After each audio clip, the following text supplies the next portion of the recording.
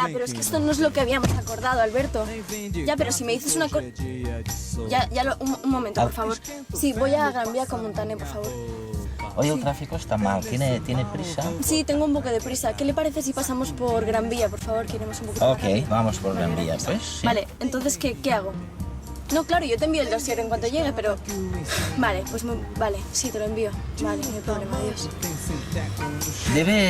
Vamos, me da la impresión de que usted trabaja para una multinacional, ¿no?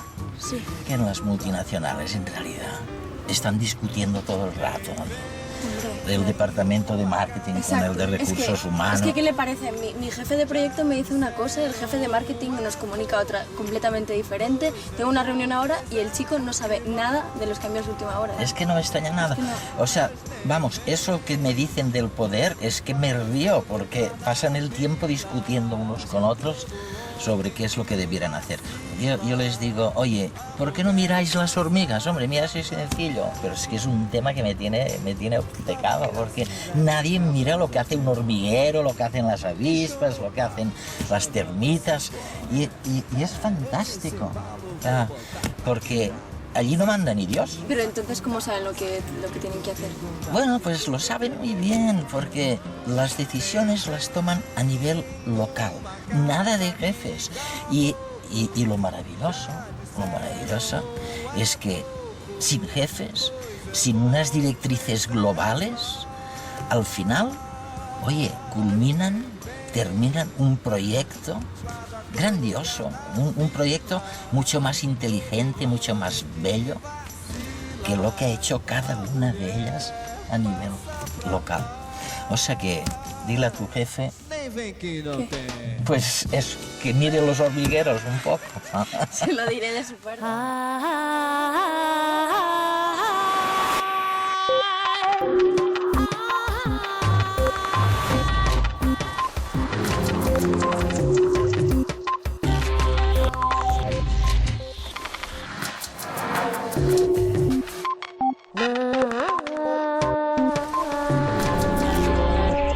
Usamos robots como microscopios para estudiar la evolución de la cultura. Alan Winfield. No vamos a poder vivir sin ellos. Ocuparán cada vez más espacio en nuestras vidas y ayudarán a resolver muchos problemas relacionados con la medicina o la industria.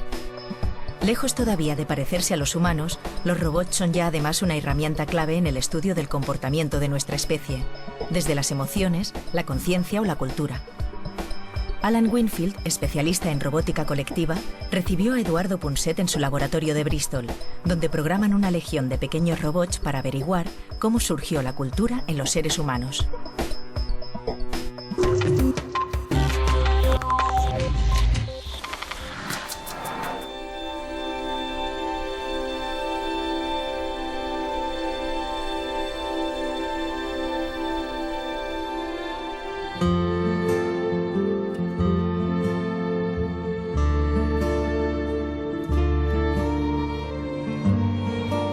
Estamos en el tren, camino de Bristol, en realidad de la Universidad de West of England, para entrevistarnos con un gran especialista en inteligencia artificial. En realidad estamos tan acostumbrados a buscar personas inteligentes, ordenadores inteligentes, animales. Decimos, este es muy inteligente, aquel no lo es tanto. Estamos tan acostumbrados a eso que nos olvidamos que hay sistemas de organización que se basan justamente en lo contrario. O sea, si yo les digo a ustedes que una hormiga es muy inteligente, bueno, se van a echar a reír porque es verdad que es menos inteligente que una rata. O digámoslo más propiamente, una rata es muchísimo más inteligente que una hormiga. Y sin embargo, el sistema de organización de las hormigas da como resultado, partiendo de una inteligencia individual muy pequeña, da como resultado un sistema muy complejo, muy sofisticado de organización. Y lo que vamos a ver en Bristol es en qué medida vamos a poder aprovechar este tipo de inteligencia, en qué medida vamos a poder aprovechar este tipo de inteligencia de las hormigas, de las abejas, para la organización humana.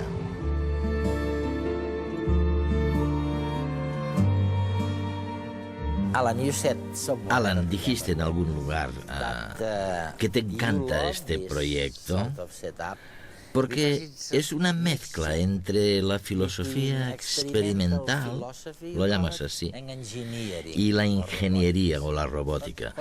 ¿Qué quieres decir exactamente?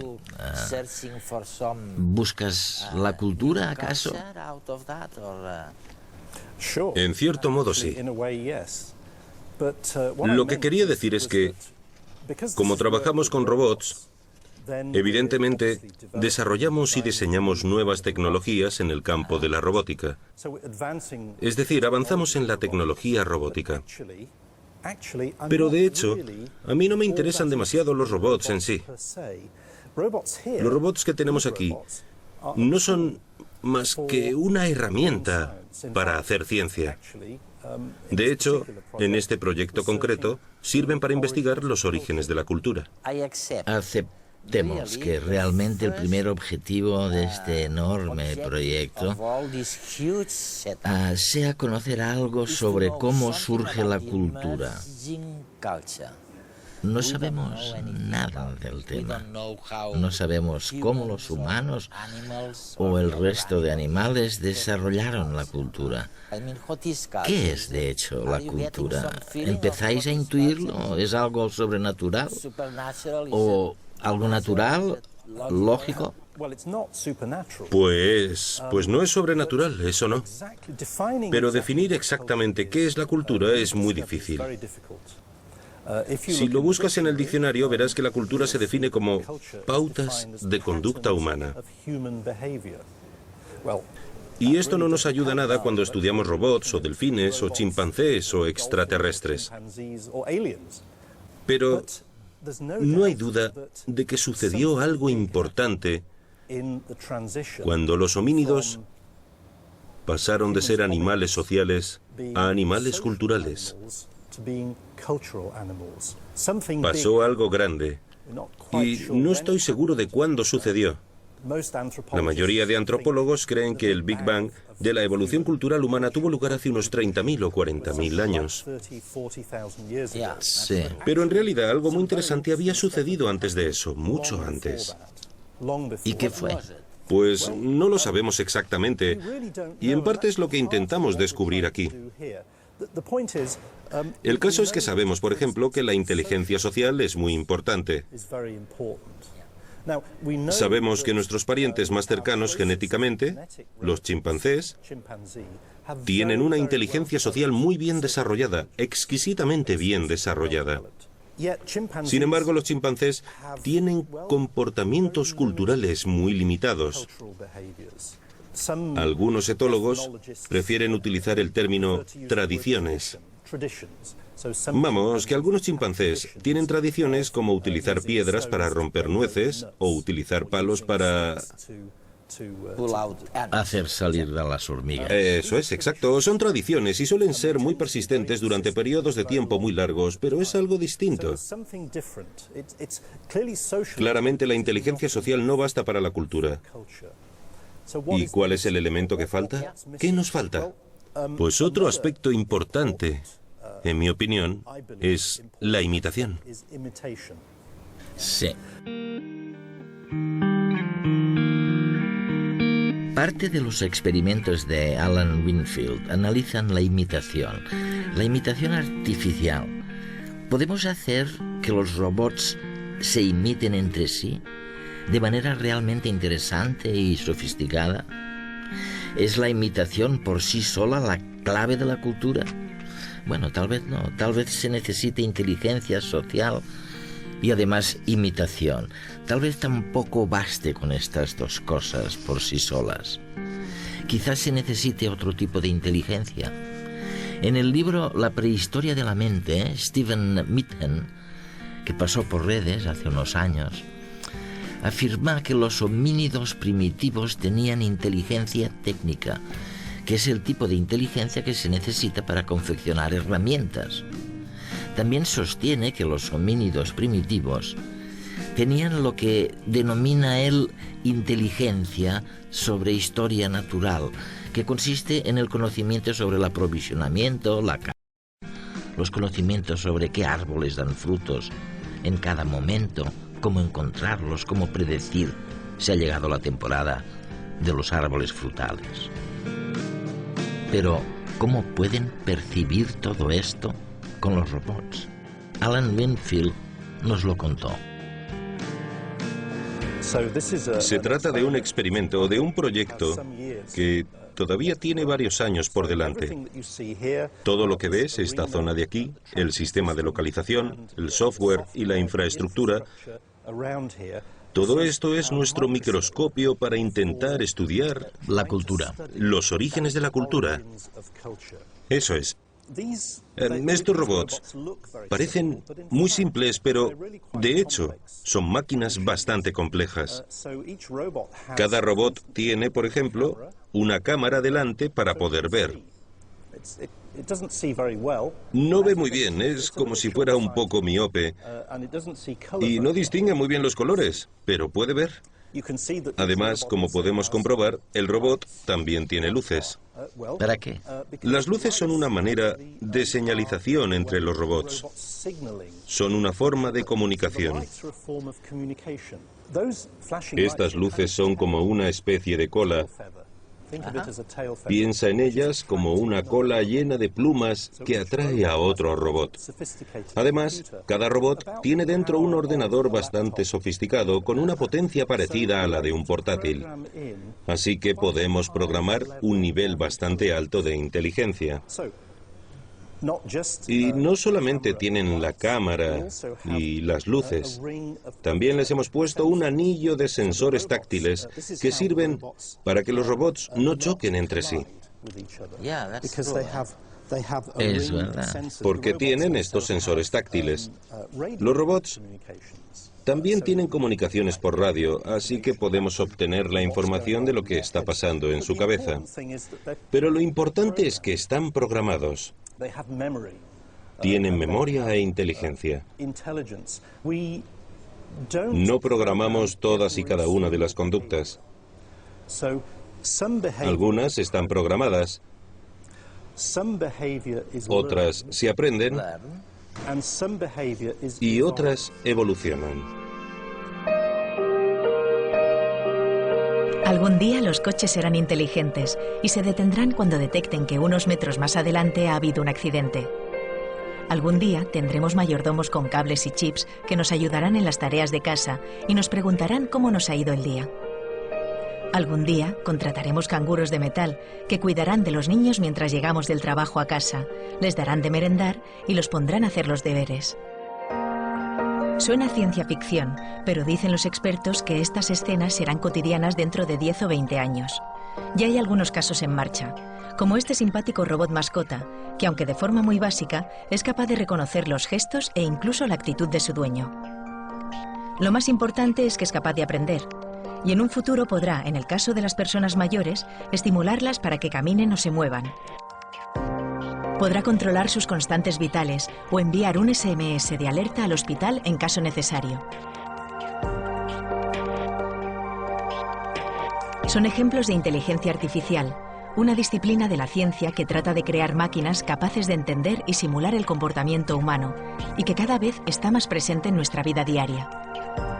El objetivo es desarrollar robots que automaticen tareas que requieran de cierta inteligencia, no para sustituir a las personas, sino para hacerles la vida más fácil.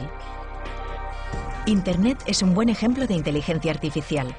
Ya ha demostrado su capacidad para resolver problemas. El siguiente paso será que se retroalimente, que aprenda de los errores y tome decisiones creando, así, una especie de conciencia mundial.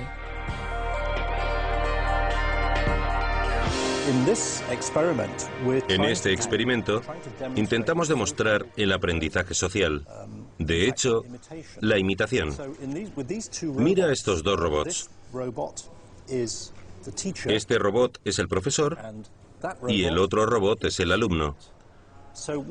Verás que el robot profesor llevará a cabo un movimiento, una especie de cuadrado, una especie de baile formando un cuadrado. Aquí el profesor demuestra el movimiento y el robot alumno lo observa.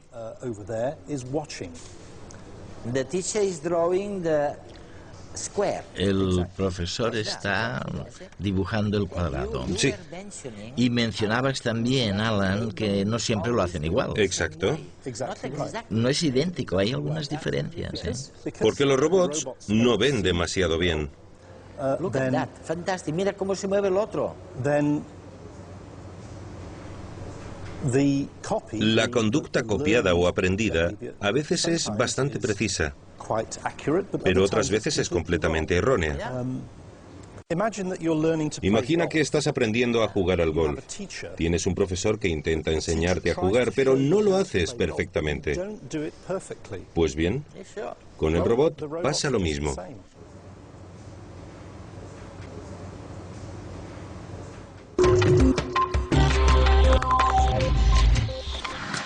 Estamos viendo en este programa de redes algunos de los grandes desafíos planteados por la inteligencia artificial.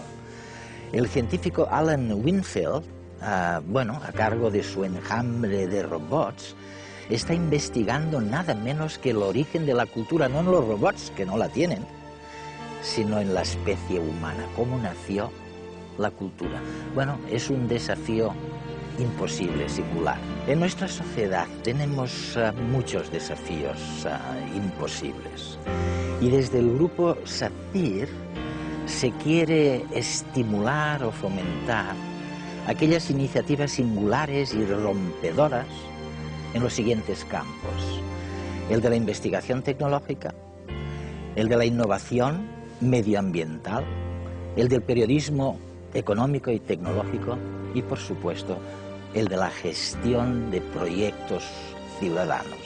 El grupo SACIR, de la mano de la Fundación Redes para la Comprensión Pública de la Ciencia, ha creado los premios SACIR Hacemos lo Imposible, con el objetivo de fomentar la irrupción de la ciencia en la cultura popular.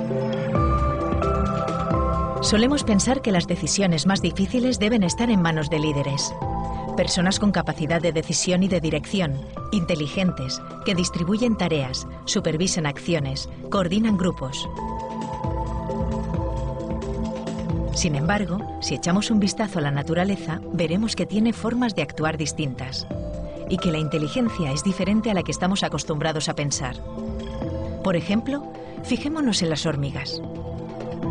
Ante un problema, estos pequeños insectos son incapaces de hallar una solución, al menos como individuos. Una sola no sabe encontrar el camino más corto hacia el alimento, ni defender su espacio ante invasores. Cuando hay que tomar una decisión, la mayoría no tiene ni idea de qué deben hacer. Pero aunque puede que individualmente no sean inteligentes, en grupo sí lo son. Son un ejemplo de sistema emergente, en el que no hay nadie al cargo, porque la reina solo pone huevos, no manda. Incluso una colonia de 500.000 de hormigas funciona a la perfección sin que ninguna ponga orden. El buen funcionamiento depende de las interacciones individuales entre hormigas, cada una de las cuales sigue una serie de reglas simples. Lo mismo ocurre con las abejas y otros insectos sociales, o los rebaños de ovejas y las manadas de cebras, o los bancos de peces. Se mueven en bloque, como si fueran una enorme nube submarina que se desplaza de un lado a otro, lo que dificulta que los depredadores sigan a un solo individuo. Las manifestaciones a veces también se comportan como sistemas emergentes. Los activistas usan el móvil para distribuir rápidamente información sobre los movimientos de la policía. Y esa masa de personas sin reglas se convierte en un grupo inteligente, capaz de dispersarse y reagruparse, como un banco de peces, sin líderes.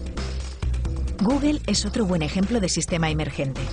Para realizar las búsquedas usa la inteligencia colectiva de la red. Y algo similar pasa con Wikipedia, que se basa en la idea de que cada internauta puede contribuir añadiendo o editando contenidos. Así que estos robots son máquinas bastante complejas, pero en realidad las programamos para hacer cosas sencillas. Se centran en ejecutar cosas locales, cosas simples. Sí, exacto, tal cual. Así es. Una característica de la inteligencia de enjambres, y sin duda de este enjambre de robots, es que no hay un control central.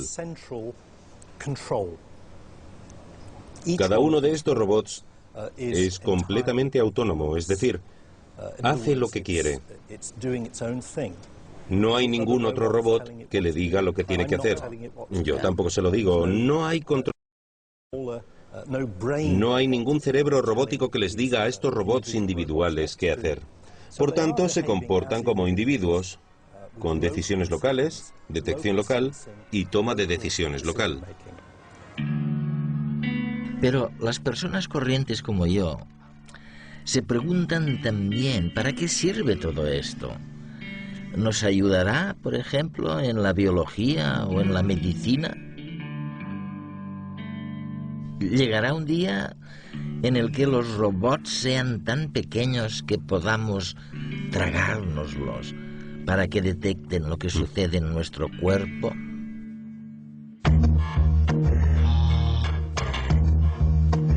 A veces pensamos que resolver un problema pasa por soluciones complejas y construimos robots complicados para que realicen una tarea. Sin embargo, algunas cosas funcionarían mejor con una legión de robots simples. No son muy complejos individualmente, tampoco toman decisiones, ni hay un robot líder, sino que cada uno sigue un patrón de reglas simples, intercambia información con sus vecinos y la recaba del entorno a partir de un conjunto específico de habilidades. Y es así como llegan a soluciones espontáneas y eficientes. Son sistemas emergentes de robots, un ejemplo de inteligencia robótica a imagen y semejanza de los del mundo animal. Y a pesar de la imagen amenazadora que a menudo la ciencia ficción nos ha dado, estos ingenios pueden tener muchas aplicaciones. Por ejemplo, en desastres naturales.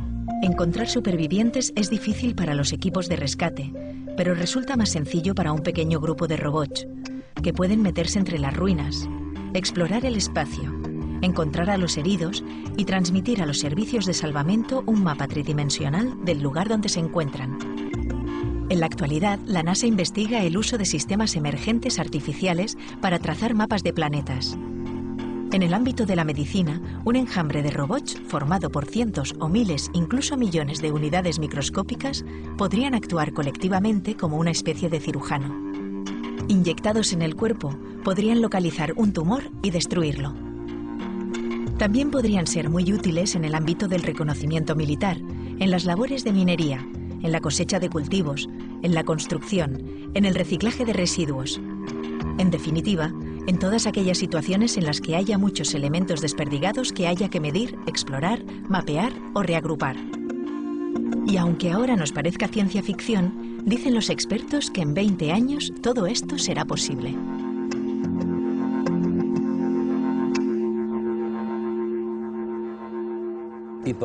Bueno, hay mucha gente que se pregunta, ¿quién nos puede garantizar de verdad que los robots no se volverán locos o no nos harán algún día mucho daño o que no llegarán a ser más inteligentes que nosotros? Bueno, lo primero que diría es que realmente no tenemos que preocuparnos por eso a corto plazo. No obstante, la pregunta tiene una perspectiva o una dimensión a largo plazo. Evidentemente, si la inteligencia artificial mejora y los robots logran ser mucho más inteligentes de lo que son ahora, entonces todo es posible. Creo firmemente que los expertos en robótica, de hecho, no solamente ellos, también las personas normales y corrientes, deberían empezar a plantearse qué tipo de robots inteligentes debemos incorporar a nuestras vidas, al mundo y al futuro. Hay una pregunta relacionada con eso. El cerebro es realmente una especie de enjambre de neuronas. Eso es lo que es, ¿no? Sí, efectivamente. Hay miles de millones de neuronas que cooperan, que trabajan juntas. Y el cerebro, aunque consiste en neuronas individuales, bueno, no sé cuánto correspondería a cada una, como conjunto es consciente, tiene conciencia. ¿Qué pasa con los robots? ¿Podrían llegar a tener conciencia? Sí, y colectivamente. Yo diría que no. El problema con la conciencia, por supuesto, es que no sabemos muy bien lo que es. De modo que, si intentamos construir un robot consciente, Hay un problema, que es intentar construir algo que no entendemos en absoluto. Sin embargo, es una pregunta importante, y hay varios grupos especializados en robótica en todo el mundo que se interesan por la conciencia artificial.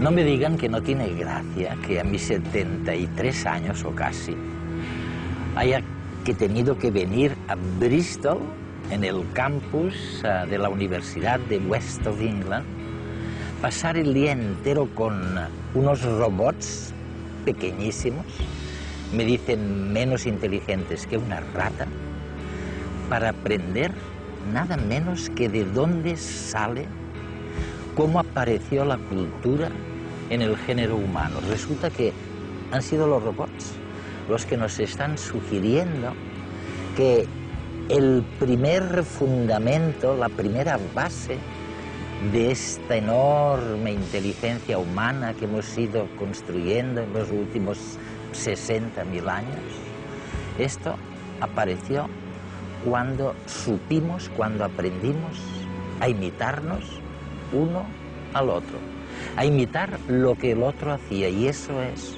cuando les dejas solitos a los robots lo que hacen. Si les dejamos 50.000 años, acabarán siendo por lo menos como nosotros.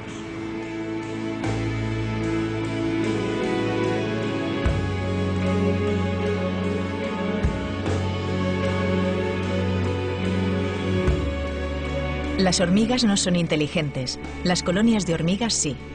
Deborah M. Gordon.